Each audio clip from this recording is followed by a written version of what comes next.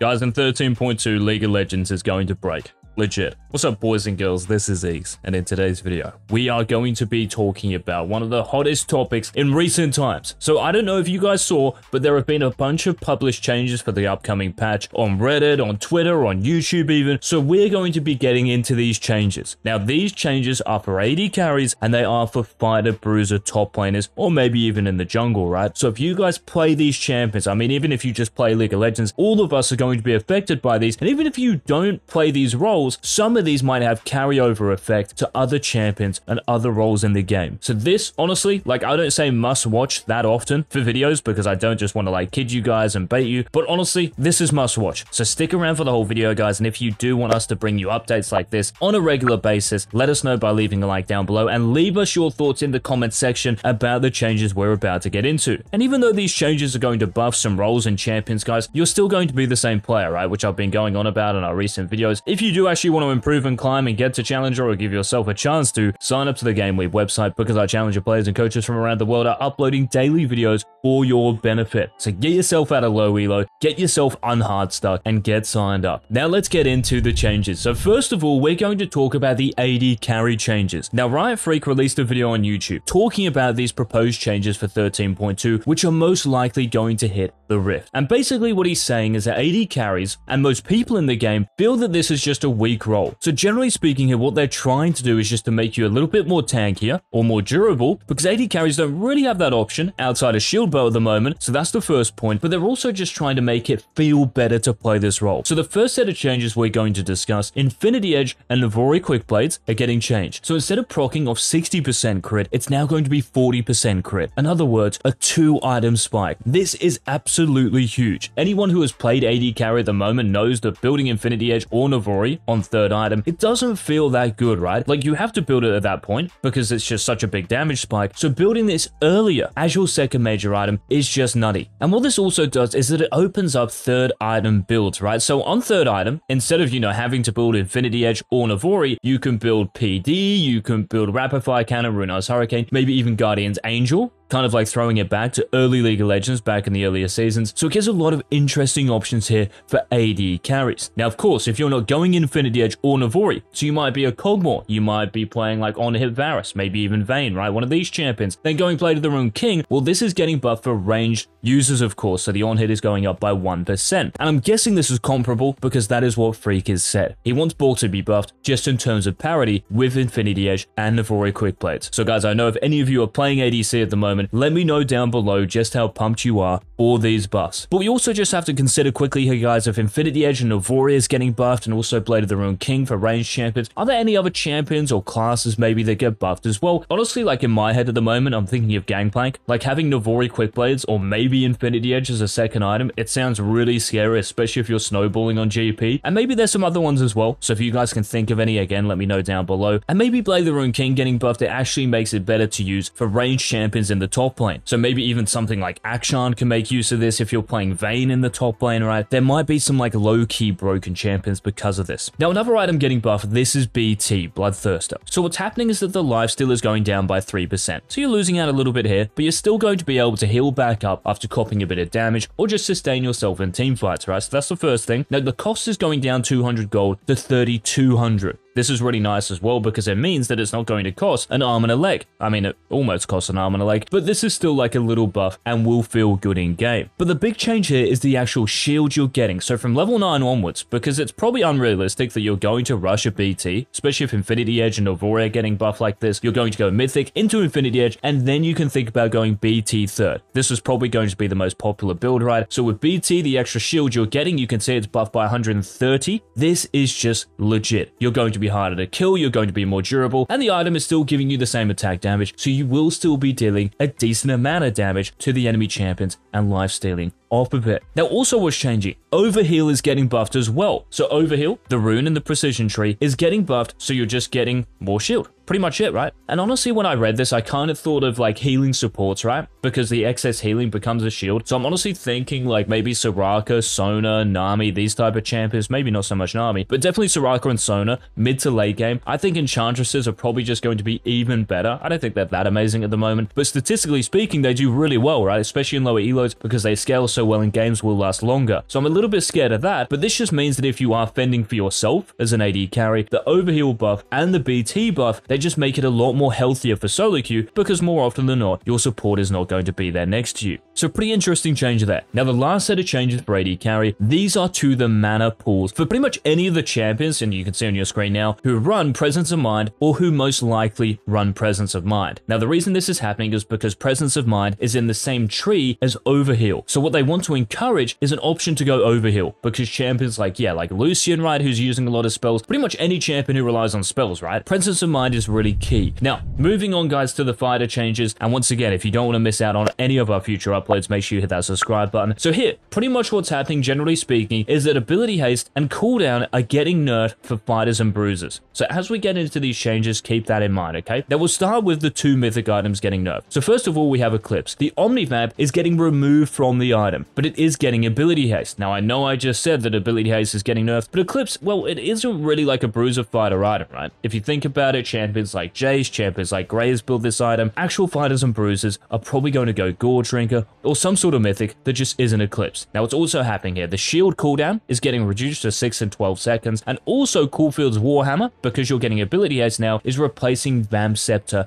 Longsword in the actual build path. So a complete removal of Omnivamp, you might think this is just like really oppressive, but honestly, you're probably not really building the item for this unless you're playing maybe something like Aatrox and it's just really excessive, you know. But extra ability haste, especially for assassins in the mid lane or champions, yes, like Graves, like Jace, that's definitely going to feel nice. Now moving on to Gore Drinker. This item, the mythic passive, is going from 7 ability haste to 50 HP and 3 ability haste. So for champions like Fiora, maybe if you're building Gore Drinker, Riven, right? Again, there are lots of other bruisers and fighters in the top lane building this, maybe even junglers, maybe mid laners if you're playing something like Talon mid or something a bit rare like that. But they just want to give a bit more counterplay, especially if these bruisers and fighters are snowballing, right? Because they'll have their abilities on such low cooldowns in the mid to late game, it makes it very difficult to kill, and there isn't much counterplay. Now moving on to Ravenous Hydra, the Omnivamp is changing to Lifesteal. So this means auto attacks, right? So instead of actually proccing on abilities, which is really what Omnivamp is about, it procs on both really. But yes, Omnivamp, even though it's only 33% as effective on area of effect damage, going to Lifesteal means that you actually have to auto attack. You can't just like spam your abilities like a Riven, for example, and get away with it. So you have to be a bit more precise here. Now, the ability haste is getting buffed, and I know I said that ability haste is getting nerfed, but there are a couple of items, Ravenous Hydra and Eclipse, that are getting a bit of haste. Hydra just happens to be another one. What's also interesting here, and it might be OP in a way, the cleave damage from Ravenous is also going to trigger Lifesteal.